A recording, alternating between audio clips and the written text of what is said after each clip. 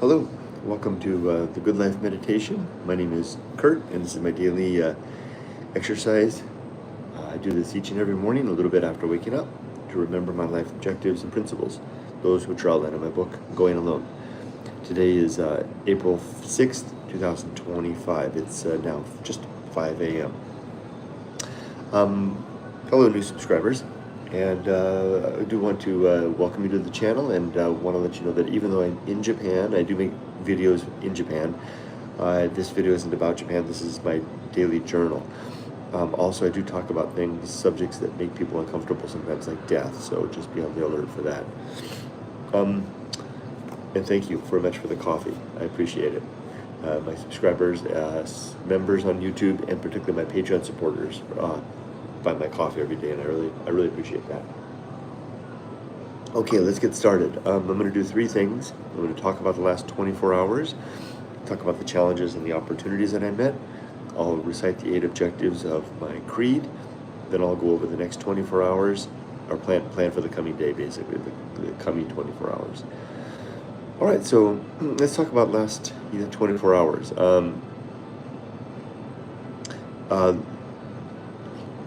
There wasn't anything. This has happened several days in a row now. Nothing has challenged me. I didn't run across any difficult moments yesterday. And that in itself is proving to be a challenge. You remember I talk about how life is easy. The hard stuff seems to be over, but I know that it's not over for good. Because, and Mick and I talked about this yesterday, in the future, it could be relatively soon, or it could be another decade or more out, we likely will face problems as our health continues to decline and fail eventually. And then death, of course. I told you to talk about death. Death, of course, is looming out there.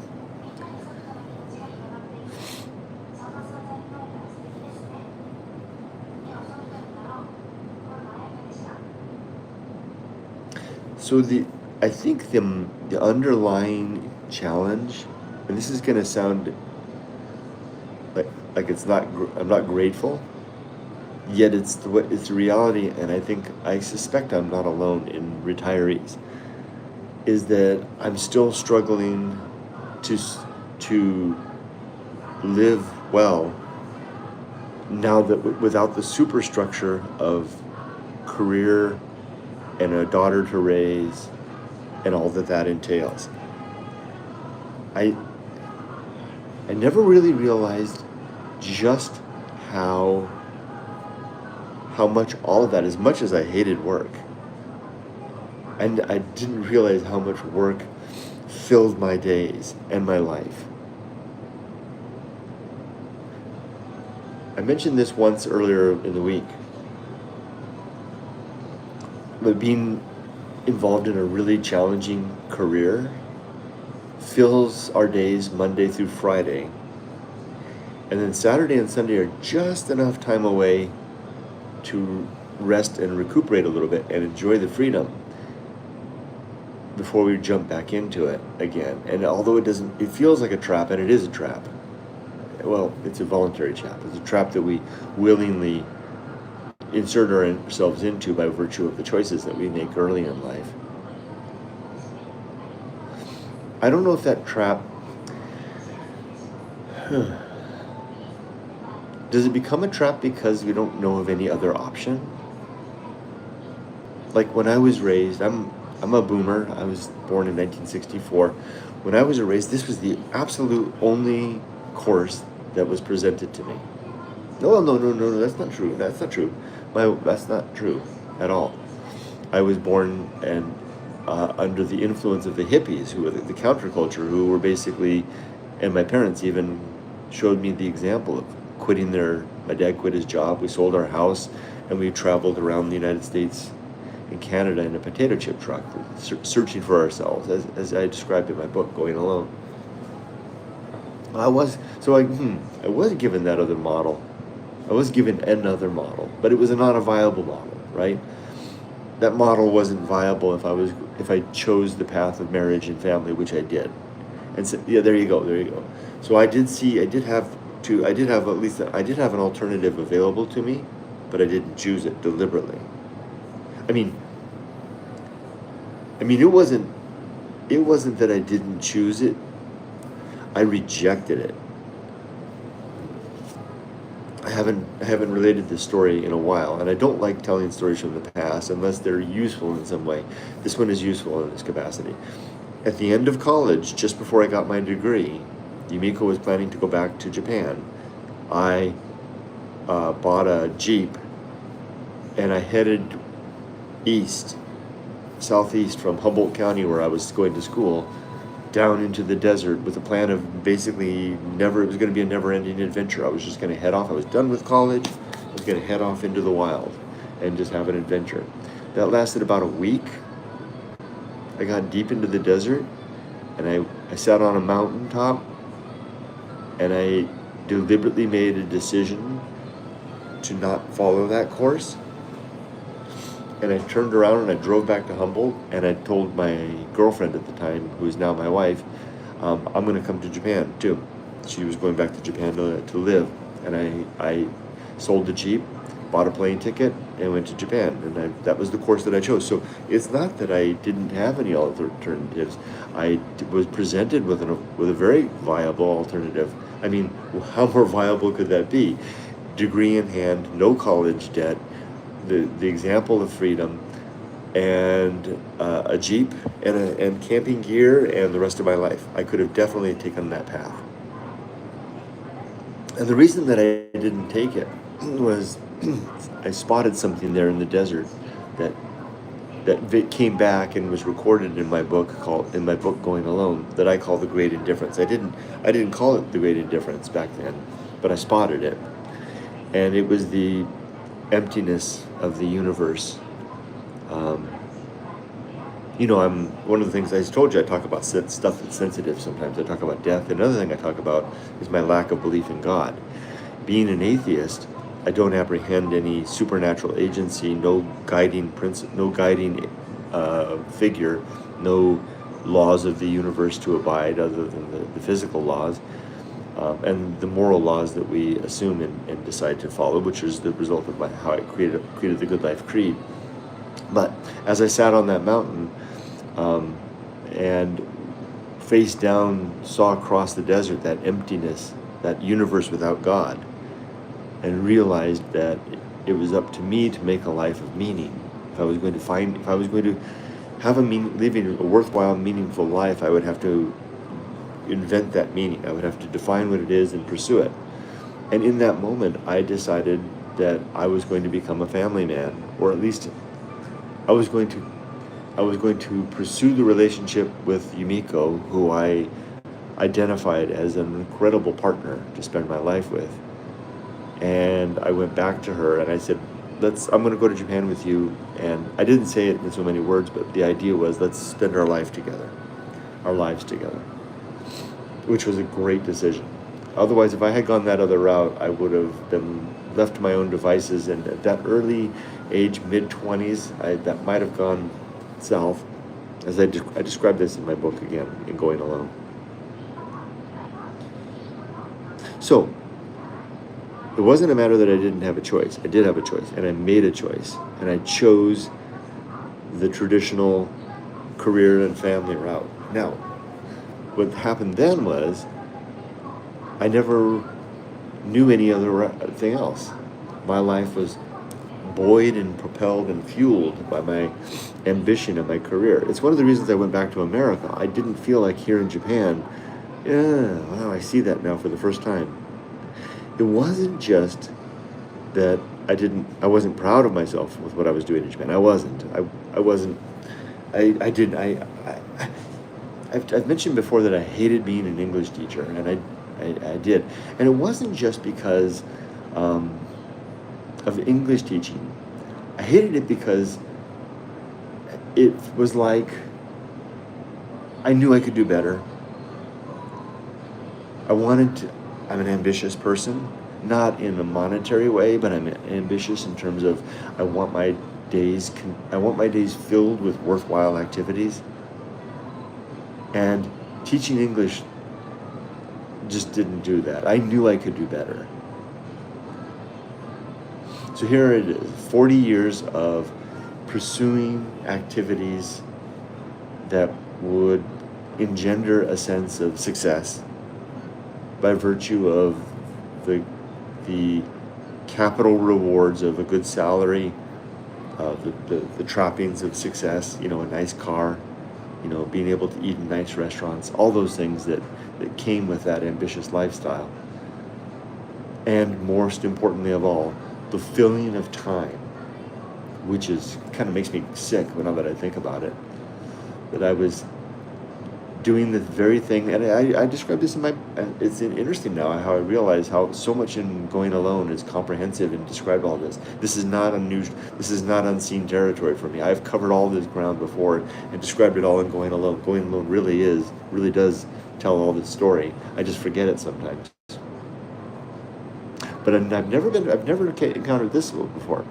Because I use this hashtag distraction. I talk about how we fill our lives with distractions, all the things we do, work, play, television, politics, religion, a lot of these things, not wholly, but are largely distractions to keep us busily occupied, gardening, whatever the case may be. And now that I've completed the big distraction of work and the really enormous distraction of raising a child, I can distract myself now with anything. Yet I recognize these things as distractions. Could that be it?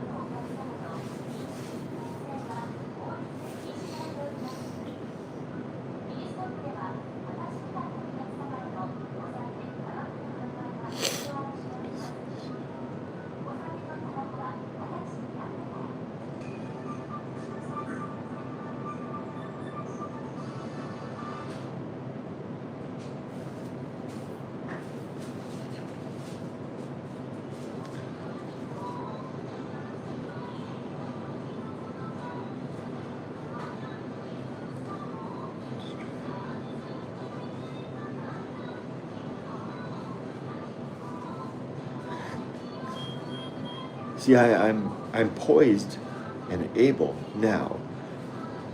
I've got this whole of all kinds of things, and I think that what I'm experiencing right now could apply to many retired people. I've got all kinds of things that I could do to fill the void of work and where work and family were, or work and raising a child were. But I see them as just distractions, like more of the same. And wouldn't it be a more interesting challenge? Ooh, that's an interesting idea. In Going Alone, I talk about Mount Wildness. Mount Wildness is a place in mind where we can apprehend the great indifference, be close to it.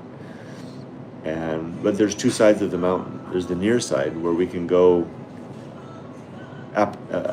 see or sense the great indifference and get back. And then there's the far side of Mount Wildness on the other side where you might not be able to get back. There's a howling over there. There's all kinds of literary metaphors that I throw into the book to describe that, and especially my early writing before I wrote the book. Could it be? That's an interesting idea.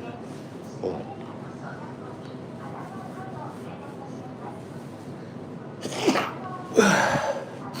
Could it be that this is a good time of life to try to visit the far side of Mount Wildness? Because all these other things feel like petty distractions. Gardening, DIY, hiking, and this. I hope this doesn't come across as ingracious or lacking gratitude for the fact that I have the freedom to do these things. It's just that I see them as cousins to work and raising a family, which are very important things, especially raising a family. Well, especially work insofar as it supports the raising of a family. but it's still all the same. When I'm out in the garden puttering around, there's a little process in the back of my mind that's saying, "Ha, found yourself another distraction, eh, Kurt? Yeah, good for you." When I'm sitting on my porch reading a nice book, as much as I enjoy that, still another distraction, huh, Kurt? Even if I'm writing another book, which I'm planning to update, get a second edition of Retiring in Japan, yet another distraction.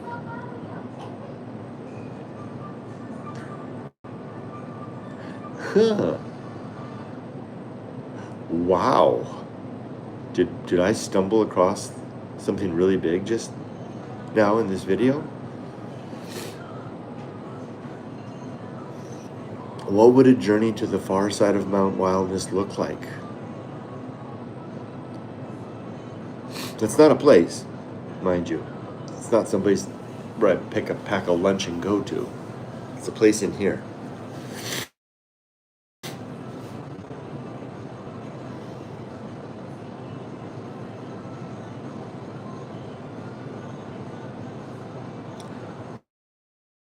Wow.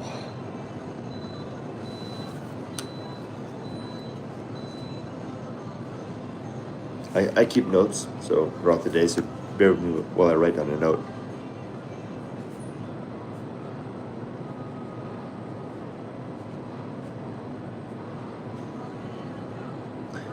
Well, I'll tell you this. If I was ever going to try to go to the far side of Mount Wildness, this is the time of life to do it. I wrote in Going Alone how I would never go there, but I did say if I did go, I would never tell anybody. The reason that I didn't go there before, because I had too much responsibility. I knew that going to the far side of Mount Wildness was too dangerous.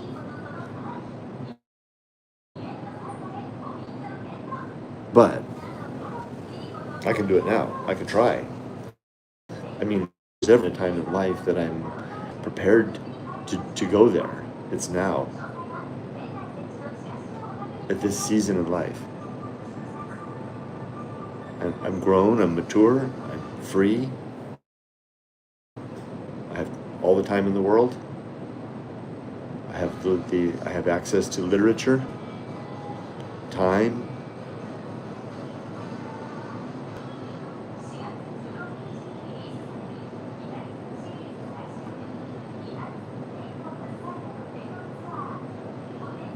Wow.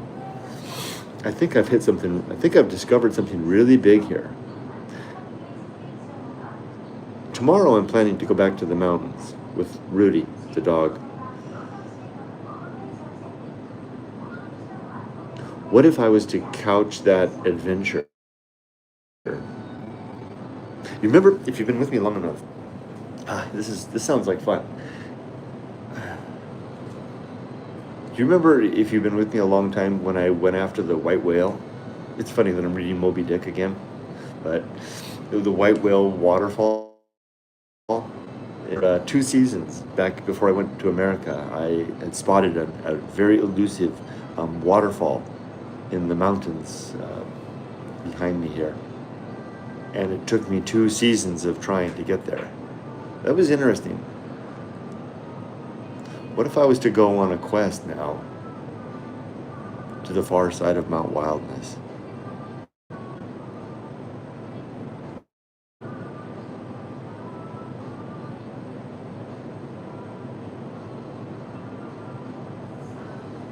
Now I can use the vehicle of all of my previous brands to do this, including Retiring in Japan. It just has to be an underlying theme through it all. Okay, I think that's what I'm going to do. That is a worthwhile quest.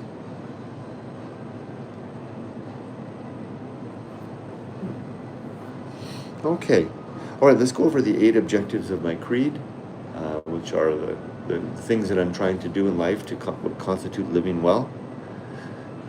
or aka the good life. So that would be number one is to be always ready to die, to have my affairs in order, my relationships sound, and my life's work complete. And they are. Number two is to make good and effective use of time, to not waste my days, but to find good utility in every day through every hour, to not just to take these days for granted, but to live well. That's just part of the frustration that I have in finding myself free and not sure what to do that's worthwhile, right? There's plenty of things I could do that would fill time, including charitable work, work around the house, but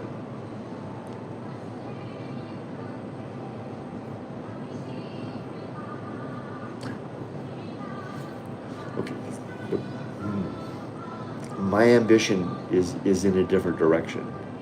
I admire people who do charitable work in any capacity. My ambition is in a different direction, though. It's the uncovering of what can be found and made of the emptiness of the universe. It's certainly not charity of the usual sort.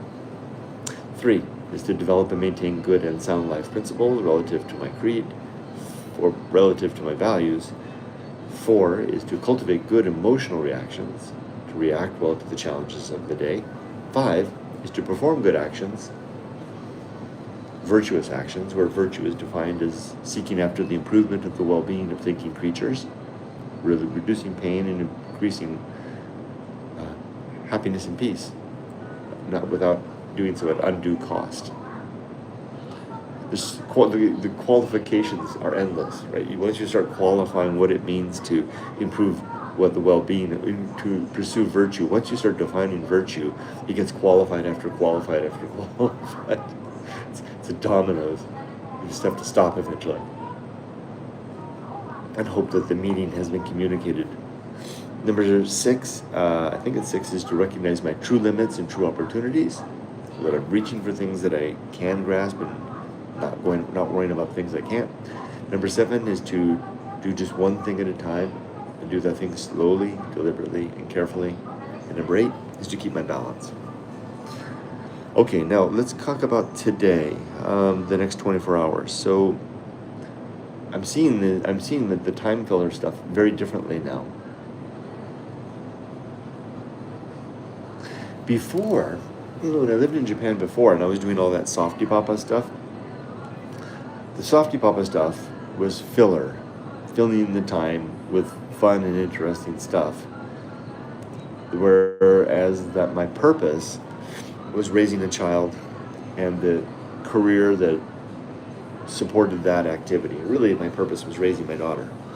My sole and most important purpose was and remains now in past tense, that one activity.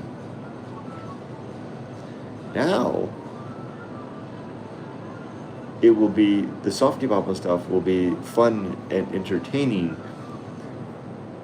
and the purpose will be to report, or if not report, because in going alone I said I would never tell what I find there. My mission now should be to visit the far side of Mount Wildness and apprehend what may or may not be there, and if I'm able to, and if it's prudent, to report what I find. I have some suspicion, and this sounds literary almost, I have some suspicion that what could be found on the other side, on the far side of Mount Wildness, may be either unreportable or something that should not be reported. I don't know that, but I have a feeling. That's happened to me several times in the past in solo wilderness explorations. I've gotten to places and experienced things that I tell myself, no one needs to know about this. This is something that should be kept, if not secret, kept to myself. I wonder if I can even reach the far side of Mount Wildness. I wonder if there's even anything there to report.